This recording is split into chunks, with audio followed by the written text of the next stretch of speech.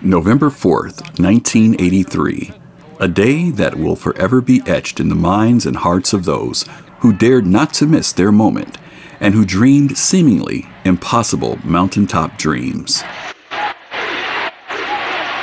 I rise to declare that I can and announce to you this day my decision to seek the nomination of the Democratic Party for the presidency of the United States of America. On that glorious day, Reverend Jesse Jackson Sr. defied all expectations in a campaign that would radically expand the role of African American voters in national Democratic politics, becoming the second African American to launch a nationwide campaign for the presidency. In 1983, the Reverend Jesse Jackson, civil rights leader and former protege of Dr. Martin Luther King Jr., announced his candidacy for President of the United States. Jackson galvanized black people around the country to engage in a campaign for an office that most of us had thought a black person could never win. A black man or a black woman occupying the White House? That was the race's impossible dream. Jesse Jackson wasn't the first African American to run for president. That would be Shirley Chisholm. But Jesse Jackson's run was incredibly exciting. It wasn't just we might get a black president. We might get a black president with a narrative and an agenda that actually represents what democracy could really look like in this country.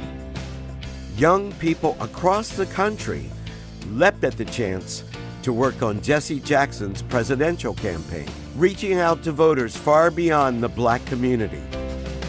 He brought the white feminists, the white farmers, the first GLBT leaders within the Democratic Party. He said, come and take a seat at this table. I have enough room for everybody. Surprisingly, Jackson struggled to receive endorsements from many high-profile black politicians.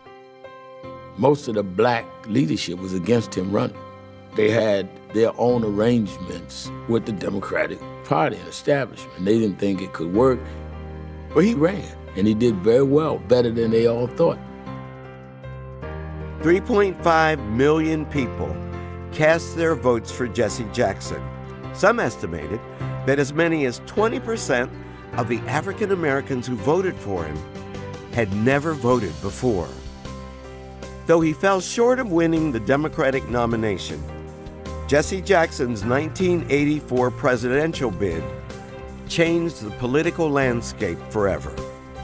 Long before there was a Barack Obama, there was a Reverend Jesse Jackson, and he was lifting up little kids all across America, believing that they too one day can become president of the United States. He taught us that our voices matter, and we should leverage the power of our vote.